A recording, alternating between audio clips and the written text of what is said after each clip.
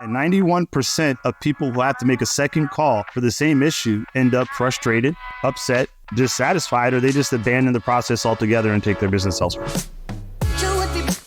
All right, gang, on this episode of the Dealer Playbook, I'm sitting down with my new pal, Gary Graves. We're going to be talking about, hey, get out of the customer's way, for crying out loud. Stay tuned. Gary, thanks so much for joining me on the Dealer Playbook podcast. My pleasure to be here. So you said you've got a story, and I got to know it. We'll get to the cellos and the stringed instruments in a minute, because I think that could be a whole different podcast. Oh, for sure. But I'm curious, how do you? What was your journey? Did you do a trust fall like most of us back into the auto industry? Like how did you get into doing this and then being a co-founder of TotalCX? Yeah, I made a wrong turn. It was total accident. I was in the process of conceiving and building a real estate CRM. This is 18 years ago. So, never got back to it. But effectively, my partner had started in telephony. And at the time, he had needed some help, and he found me, and I was doing consulting to, keep the lights on while, building my real estate CRM. And I found what he was into was basically call tracking, marketing lines, really basic stuff. And I was like, okay, he needs some help there. I'll help him out. And then I realized how instrumental tracking lines are to CRM, inbound calls from customers that are calling in, to purchase something. That's information, CRM is supposed to contain. So I decided to build my own telephony platform, and ultimately, partnered with Jack BR, who's still my current partner. And we entered the automotive space with the likes of Who's Calling, Call Source, and some of the other ones that are no longer here. Very, very crowded space. We differentiated ourselves though by partnering with CRMs. I would argue that we're the first telephony company that brought click to call to automotive with Dealer Ups back in, and Sales Edge actually back in, it was like 2006. Wow. Everyone was scared to touch it at that time because of pending regulations with the FCC about federal communications and recording calls and all that. But we dared to do so. Yeah, I think it was Dr. Willie Jolly, who's a Sirius XM radio host. He's like, you've got to be willing to do something ridiculous if you want to go where you want to go. And certainly I hear you. And I love this about automotive, by the way, because like anytime there's a regulation that comes down the pipe, we're all like, what are we going to do? Is this going to change our entire business? You just forayed into it. You were like, screw that. I'm going head first. Yeah, absolutely. And it created an interesting dynamic ultimately because my partner, he has a long background in telephony, hosted and cellular PBX systems. And he came to me one day just with his knowledge of the industry. He said, Gary, why can't we record every call? There's nice systems and these other companies and Fortune 500 that do this. Why can't we do that? And I'm like, well, we can. I didn't know that that's something that we wanted to do.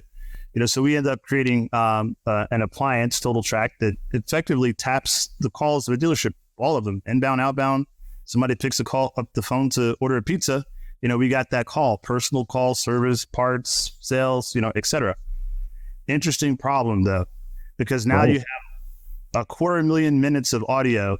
What are you going to do with that? Who's going to listen to that? Right? Nobody.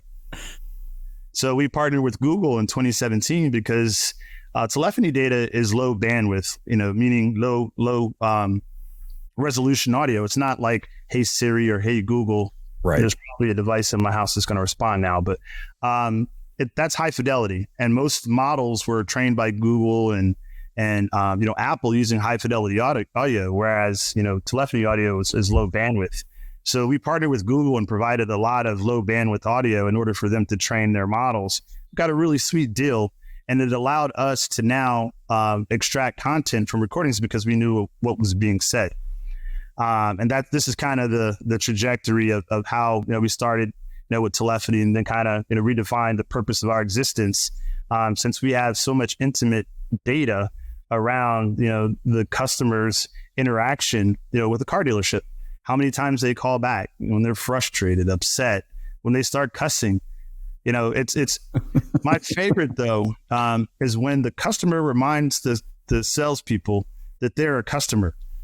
It's like, I'm the customer here. When you hear that, like, that's just like red lights, bells, whistles going on. DEFCON 1. Oh, for sure. But it happens way too often, entirely too often. I was going to ask you about this because, I mean, now you're opening up, dare I say, probably at the time we felt like, dang, Gary, he's opened up a can of worms. We didn't have metrics or data on any of this stuff. It was always there, but we just weren't collecting anything. Now, all of a sudden, to your point, you're collecting all of these data points. You know how many customers just woke up on the wrong side of the bed and they're swearing right out of the gates versus the ones that had to be provoked to a point of cursing and, you know, flipping tables over and stuff. Let me ask you this. When did you make this correlation? Like there's actual data to be seen here. And I guess, what are some of the common things you notice that cause us to get in the customer's way and maybe deter them from working with us? So I'm going to speak to the data part first, and I'm going to call it a problem. It's a data problem, and the problem is that ignorance is bliss. And the other problem is that the CRM companies, we all know who they are. They were designed from the start with the wrong concept of a phone call. They designed their systems to think that a phone call is a lead, and it's not. It can be, but it's not. So now, look, when we came to market with our products, a lot of we broke CRMs because we had too much data. We made their call buckets, irrelevant because we had all the calls, and they're like, we don't want all the calls. We only want the calls where people are calling to buy a car. And I'm like, CRM, right? Right. Hey, but we'll do that. We'll do that. And they've gotten better. But the other problem is, like on the dealership side, is now you have all this information, but you don't have, number one, a role in the dealership, a person, a job description, who has the authority to police or champion the customer experience across departments. Because the sales cycle for a consumer buying a car is longer than you think. It's not just, once the financing's done and they got the keys. No, it continues. Service, recalls, their kid buys a car, their mom, their cousin, coworker, etc. So that's why you want the relationship for all those branches that it'll create. But there's no one today, a role prescribed in a dealership, that would use our system at its full capacity because it's cross-departmental. And it's kind of the equivalent of a game warden, meaning a game warden can go wherever a game animal can go without a warrant. So if the deer's in your backyard, a game warden can go in your backyard. So that's kind of like that. So the things that you notice are the things that are like the boil to the top, like just blatantly obvious, is when the customers complain to the dealership about the experience they had prior. So meaning, I've been on hold for 21 minutes, then I hung up and called back. So now you have a customer who's called. The original intention to call was to satisfy a need. The oil change, I want a car, is this car available? What's the price? How much will you give me for my trade? And it went from that to now the first thing that they want to share with you is how bad they've been treated. So it's no longer about what the intent of the call was. Right. It's about, you just totally ruined my day. Like, I have a life to live and I want to do this now. I've taken a half an hour out of my day. You're not going to compensate me. And all I'm trying to do is do business with you. Yeah. How often is this happening from what you can see? It happens entirely too often. It happens so often, in fact, now. So, we all know what happened during COVID and inventory and quote unquote market adjustments, record-breaking profits, et cetera. A lot of dealers got fat and lazy, and customers were buying cars sight unseen. So the level of customer service that needed to be provided to generate a profit lowered extremely. Right. So they fell back on their laurels. Now, that time is over. It's time to get back to work. And now we have dealerships coming to us because it starts at the top, but it's implemented at the bottom, meaning the way a dealership operates is a direct reflection of the mentality of its owners and leaders. The soldiers that are on the field, taking the calls, scheduling the appointments, their directive is given to them by them. And if it's profit only, if it's profit driven, that'll be reflected in how fast they try to move from person to person, deal to deal, et cetera. If it's quality driven, now you'll have a more hands-on white glove type service where they're actually catering to the relationship. But you see that, and this is stuff that's able to be monitored, measured, reported upon, which is a prerequisite to actually having deliberate improvement in those areas. It's intriguing to me because, to your point, without knowing it, I mean, this is how organically behaviors can shift over time. We became, to your point, the thing that we know we don't like. Hey, before we hop back into this episode of the Dealer Playbook, we got to give a shout out to today's sponsor, AutoFi. AutoFi helps progressive dealers like you sell smarter, not harder, on your dealership website and now in your showroom too. AutoFi solves the everyday problems dealers actually face, like bottlenecks at the sales desk, customer distrust, and decision overload. And their all-new showroom solution includes deal estimation, desking, lender routing, and an F&I menu, all in one powerful platform that bridges the gap between the CRM and DMS. Dealerships with AutoFi can manage the floor more efficiently, fast-track the yes, and make better lending decisions, enabling them to sell cars faster with higher satisfaction and more profit. In fact, deals with AutoFi take an average of 28 minutes from customer check-in to loan approval, and dealers are making $411 more back-end PVR per deal. Go to autofi.com/dealer playbook to learn more. That's autofi.com/dealer playbook and start selling smarter today. All right, let's hop back into this episode. Have you ever tried to get help in a Home Depot lately? There is I'm convinced nobody works there anymore. You stand in the aisle and it's not even for a small purchase. You're like, I'm about to buy a whole appliance package. I'm about to drop $5,000 in this place or $10,000 or whatever. And you can't. And so what do you start doing? You start walking around, you start looking for somebody. 10 minutes into this activity, you forgot why you even came to Home Depot. So you just leave. And to your point, like as I'm listening to you, this is exactly what we just did. The pandemic made us soft. Yeah. Because it was so easy. People were laying down on everything. And also to that, just to put a bow tie on my little rant here, now that I'm enraged, is you have, dare I call them, COVID babies. COVID, the pandemic, this last time period, that was their foray into the car business. They have no other reference point from before, and they think this is the norm. And I'm telling you, dude, that freaks the crap out of me, because now we're moving into 2024 and nobody, we do what we always do. This is an indication that we're all getting old. We start to speculate about what's the new year going to bring, right?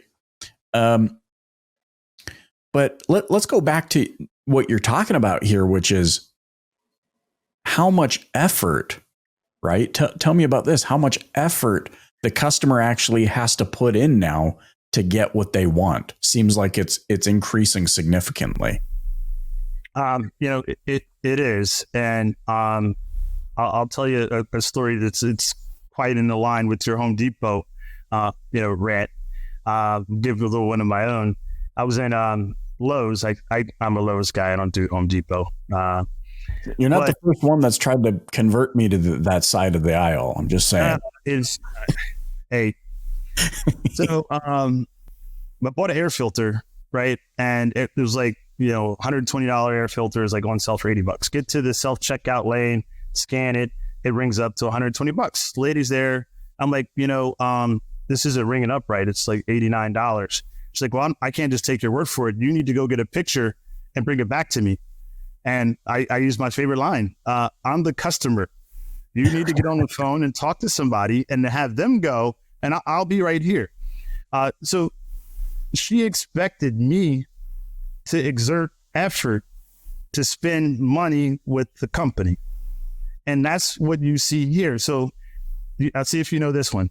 Thank you for calling ABC Motors. Please hold. Boop. Yeah, I start to gnash my teeth. So I didn't wait for acknowledgement or you to say actually yes. I didn't care. I mean, that might as well just be a recording for that matter. Sure. But at the gate, effort. So now the effort that's required from you from the very first phone call is patience. So now you dial the number, phone rang, they answered, you spoke to someone, and they tell you, look, you're not important. I'll be back with you when I have a moment. Now they hit an IVR. Okay, like 1 for sales, 2 for service, 3 for parts. Most people just hit the button that's going to give them a human, because if they hit service, they're going to be put on hold for a long time. Right. And once they learn that, they like, oh, I'm not going to service anymore. I'm going to go to sales, or I'm going to hit the 0 and have the operator, call and go that way. So now they're trying to game the system in order to get better, faster, responsive service in order to spend money with the brand. Again, effort. So every transfer, every hold, every time they have to repeat their intention of calling exerts effort. If it's a callback, meaning they had to call back again, 91% of people who have to make a second call for the same issue end up frustrated, upset, dissatisfied, or they just abandon the process altogether and take their business elsewhere. And this is real data like that we've extracted from the conversations that our dealers have with their customers. Like we were able to see this, and we're able to advise them and say, hey, look, you have a problem here. And some dealers are like, okay, tell me what to do. What do I do here? And those are the ones that we're able to help. But some just don't want to do it. They just don't have an interest in having a person answer the phone that can help someone. Yeah. Go figure. It's like right out of the gates, we don't even realize it. See, because we've been sold that this is going to make our systems and processes more streamlined, right? Like the IVR is going to be able to help us handle more in the same amount of time because it's going to handle the distribution of the call. Like we've been convinced that this is the case. Never once, though, to your point, have we looked at it from the customer's perspective and said, but what is the impact of putting these systems in place on the customer experience? What are you seeing? So patience. So right out of the gates, we're asking them to be patient, even though they're already been patient because they had to show up every day to go to work to earn the money that they're now willing to spend with you. And that took time. So we're already months into this process, but we don't think of it in that light. What is the other impacts that you've picked up on that you're noticing? I'm going to answer that, but I had to go back because you said something very, very, very important. Customer perspective, like looking at it from their perspective. And that's what we call the CX mindset. It's an inverted model. Most people, even software systems, model the way the business looks at the customer. That's not useful for the customer. And it's not inherently useful, for the business either, for that matter. For marketers, I could see to a degree. But the inverted side, how does the customer view the business? And how do you measure and monitor that? And we can get into that later. But the biggest indicators that there are issues are abandoned calls, and these are things that can be detected by any call tracking company or phone system administrator who has a little bit of coding skills to write a query. You just look at how many people call me multiple times in a day, and then you drill down into those situations and you'll find some issues that you need to resolve. the length of calls, people who have calls that are, 15, 20 minutes long, there's almost never any situation or any conversation that you need to have with a car dealership if you're not a bank or an insurance company that will last that long. Right. So any calls that are, exorbitant long, 10, 15, 20 minutes, 20 plus minutes, there's something going on there, probably a lot of hold time, because there's just not that much to talk about. If it's not a personal call, there's not that much to talk about. So those are also things, that you see. But ultimately, the biggest indicators are when they go to the Better Business Bureau or the Attorney General's office or your Google My Business page, or, in some of the other, social arenas where they're able to spout off and say, well, look, they didn't care about my business. They didn't care about me as a consumer. And that feeling is hard to overcome once it's ingrained.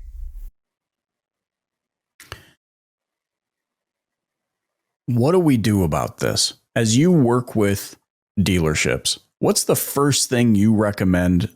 Because, it sounds like there's quite a bit of consistency across the board in how things currently work. When you come in and you say, okay, here's the new plan. Here's the first thing I need you to do. What is that? What do you find that common recommendation is? The first thing is to lose the IVR, lose the thank you for calling, please hold.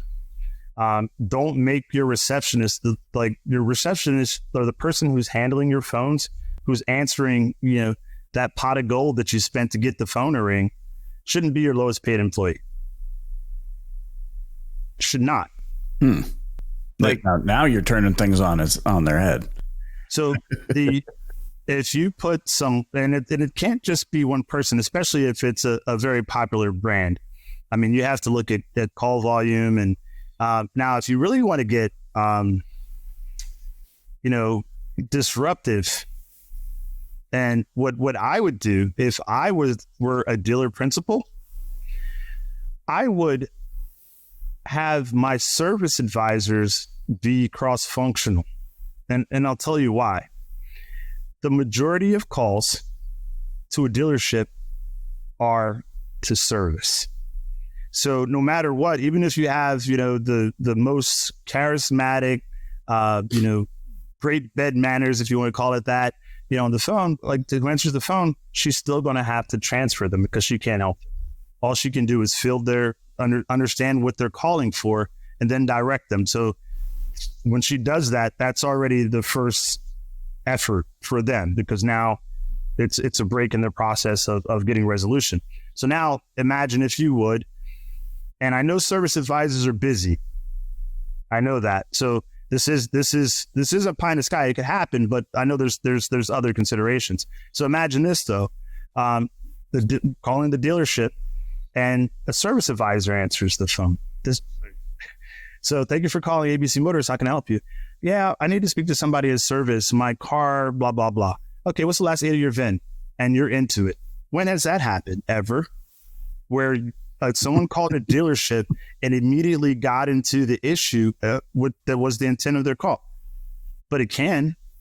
And, when it comes to, changing the paradigm and like Amazon and Hyundai are trying to do, if that process just becomes so seamless that the relationship doesn't matter anymore, or if, dealer principals and subsequently the managers and subsequently the advisors and salespeople continue to treat, people like numbers, then the relationship won't matter anymore. And that's when that type of transacting becomes desirable. Like if you want to return something at Amazon, you put it in the box and you take it back to the local Kohl's or whatever. That's it. You don't talk to customer service.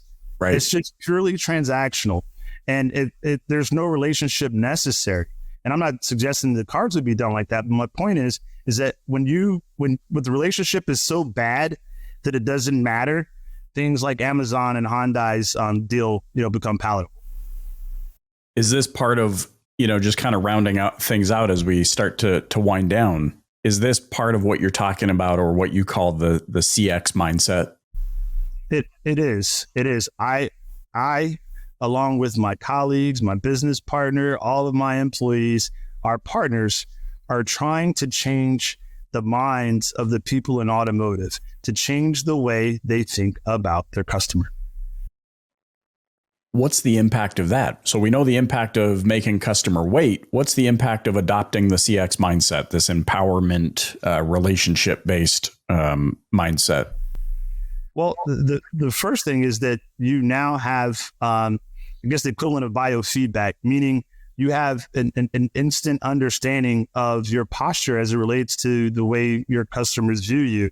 That allows you to be responsive and deliberately, develop that to the benefit of you both, because it needs to be a mutual benefit.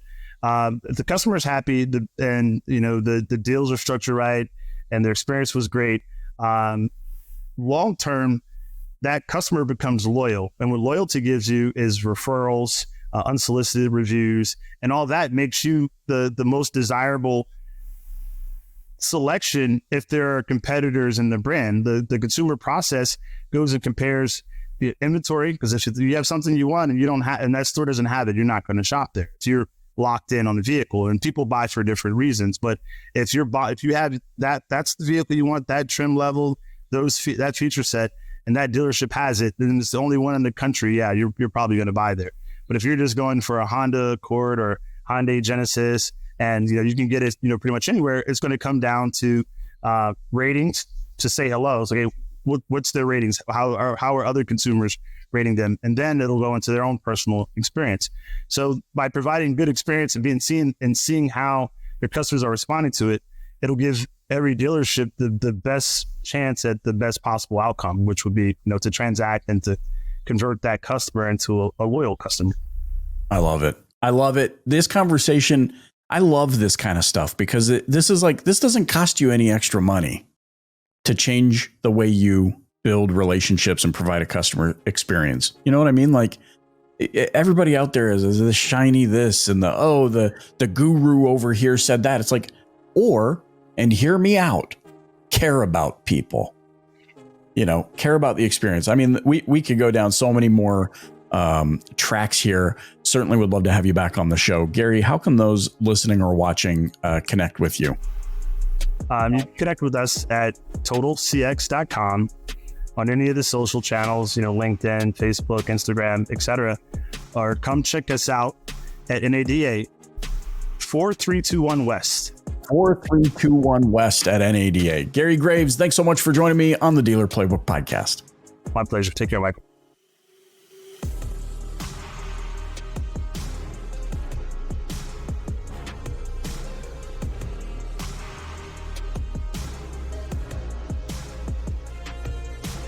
I'm Michael Cirillo, and you've been listening to the Dealer Playbook Podcast.